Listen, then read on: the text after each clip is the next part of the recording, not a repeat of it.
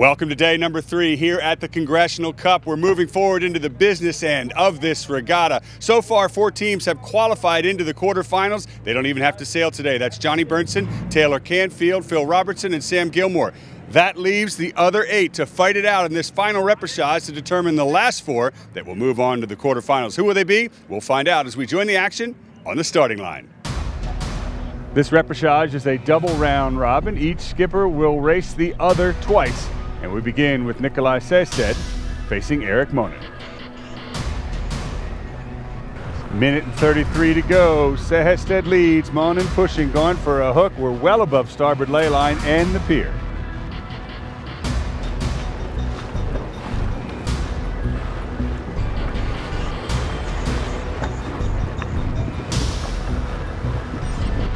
Hetzel's down, head to wind. Sehested to leeward, Monin pinned. To windward, Monin cannot tack and make the committee boat end of the start yet. He's got to pull at least 2 lengths forward, 25 seconds to go.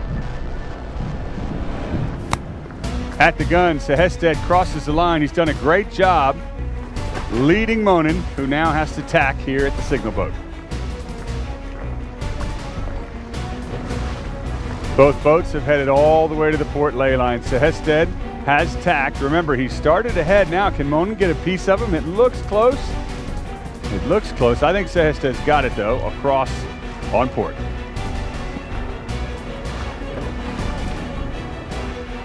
We head back to the line in the pre-start this time with Ian Williams from Great Britain and Chris Steele. There was no dial-up. Williams got across and leads to the right. Back towards the pier, minute 30 to go. Steele pushing Williams hard. Going for the hook. Nope, this time Williams gets it. Steele has turned the tide. Now it's Williams up against the ropes. He has to tack away. And now Steele tacks on his hip, trying to close the door. Oh, here we go. Port starboard. That could be a penalty against Williams. Definitely some screaming and yelling on the play. There's a flag from Steele. Umpires in position for the call. And it is blue flag. Williams gets a penalty and gets shut out at the start. 3 seconds to the gun while another race finishes. And Steele is off. Halfway up the beat, Williams is still hanging in there. Steele just bow forward. Meanwhile, downwind in our first match, Sehested is still leading Monin. Well past ley line for the top mark. Williams has taken Steele. And finally, he'll tack, put his bow down, and try to actually lead into the mark. Nope, I'm just kidding. A luff from Williams. Steele sees it coming, so Williams puts the bow back down. And into the mark, Williams has done a beautiful job opening up a 1.5 boat length lead at the set. Steele trails. It's only going to be 2 quick jibes and a big right-hand shift to get down to what will likely be a left turn at the bottom gate.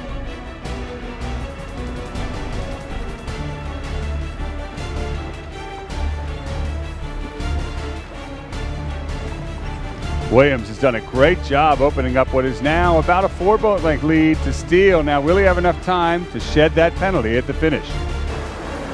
3 lengths from the line is Williams putting his jib up, pulls away. He's getting ready for the turn. Steele will jibe as well. Steele now on starboard, and of course Williams still has to spin that penalty turn. He won't have rights until he sheds it. Williams's bow is on the line. Here comes the turn. Is Steele close enough? It looks like he might be. Can Williams get this done in time? Williams with the bow coming down. Penalty shed. Who's got it? Almost too close to tell. Looking at the committee boat for the flag. It's blue. Williams has done it. So while the battle between USA and Great Britain wages upwind, the battle for Danish pride wages back on the starting line. As you can see, we're in the pre-start. Nikolai Sehested to the left, Jochen Aschenbrenner to the right. Into the start, Aschenbrenner shuts out Sehested, and we're heading upwind.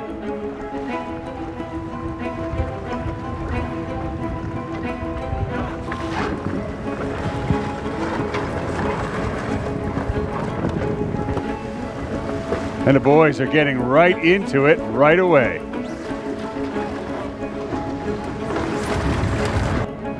Upwind, Aschenbrenner's got the lead. Top mark, Aschenbrenner still leading. Look how close it is. Sehested right on his heels. This is where it could get good. Sehested, one of the more seasoned competitors. Aschenbrenner only in his second Congressional Cup. Happy to be in this position. And now it's a split. Bottom of the track, Aschenbrenner doing a great job over his countryman Sehested with a rough spinnaker drop.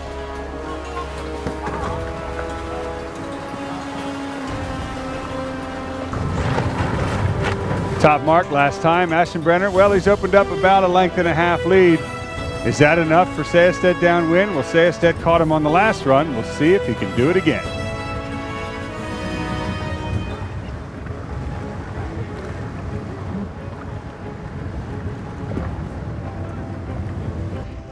Into the finish, and Jakob Aschenbrenner has done it.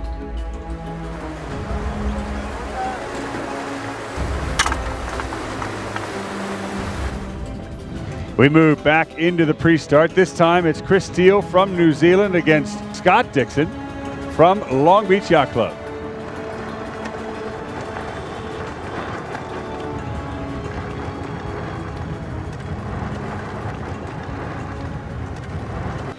Hi, I'm Scotty Dixon, representing the local club, Long Beach Yacht Club.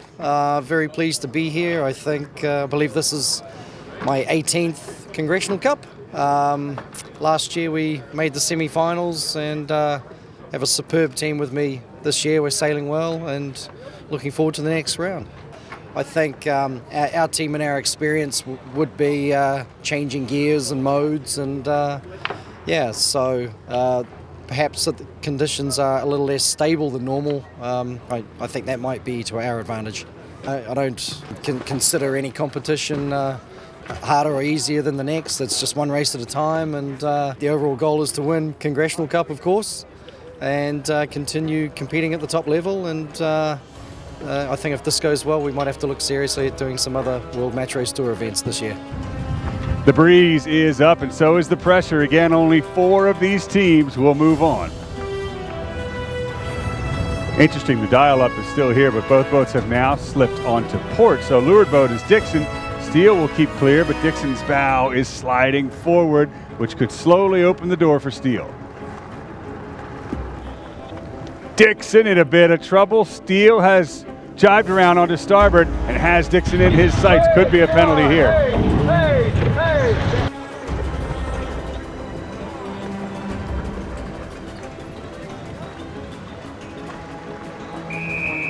And it is Dixon's penalty. And Steele bests Dixon right off the starting line.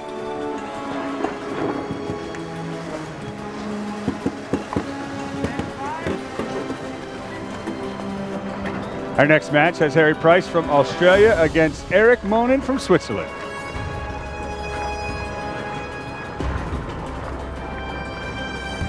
Price falls away onto port. Monin follows suit, but there's enough room for Price to have a go at him.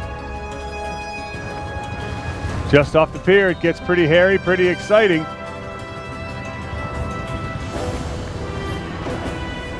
Now Price setting up to the inside of the pier, using it as a pick.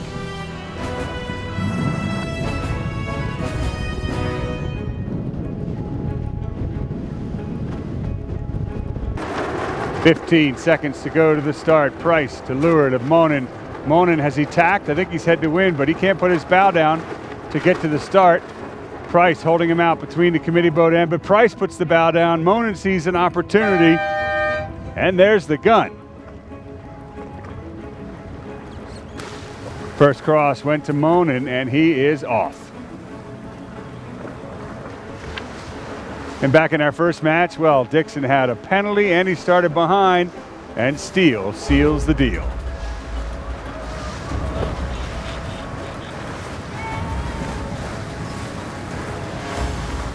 Steele from New Zealand and Con Cup. Wow, from what I remember, it's been a good week.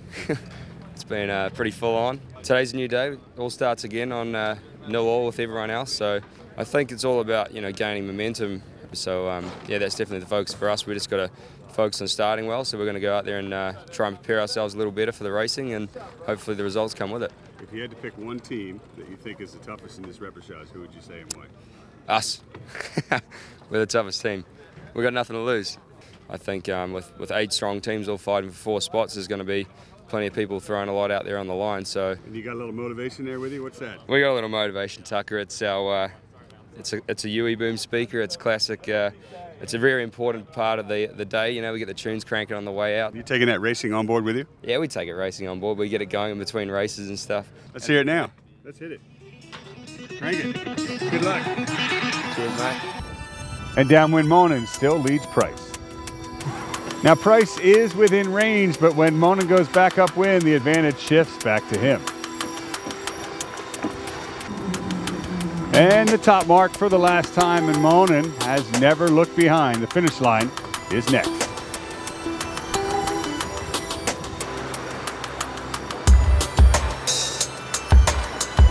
And into the finish, it's Monin's match.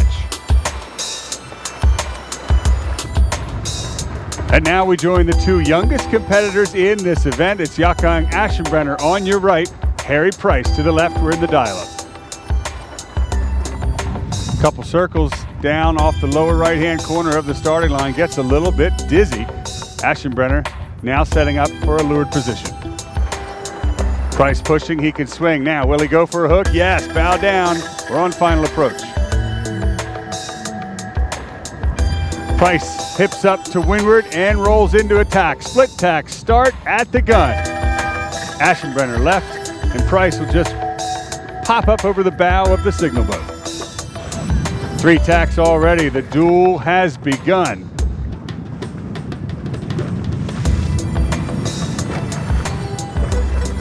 Aschenbrenner starting to take an early lead and pounding Price back upwind.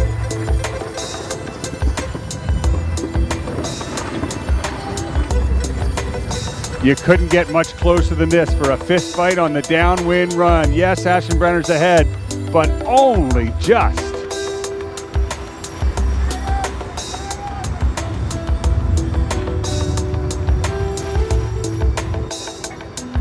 And yes, Price is on the attack.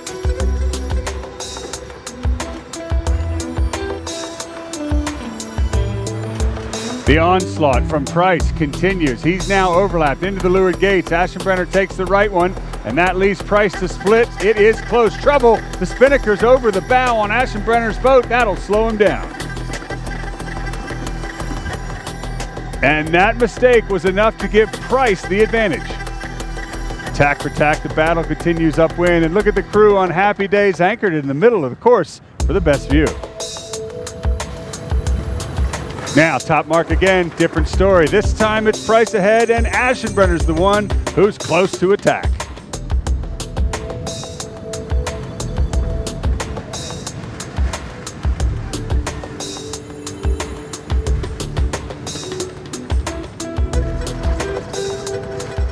That last pass sealed the deal, and Price wins the race.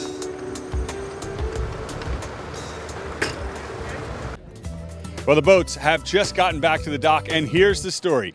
Ian Williams, Chris Steele, Yakang Aschenbrenner, and Scott Dixon are through to the quarterfinals, which begin tomorrow here in Long Beach, California. I'm Tucker Thompson. We hope you'll join us then.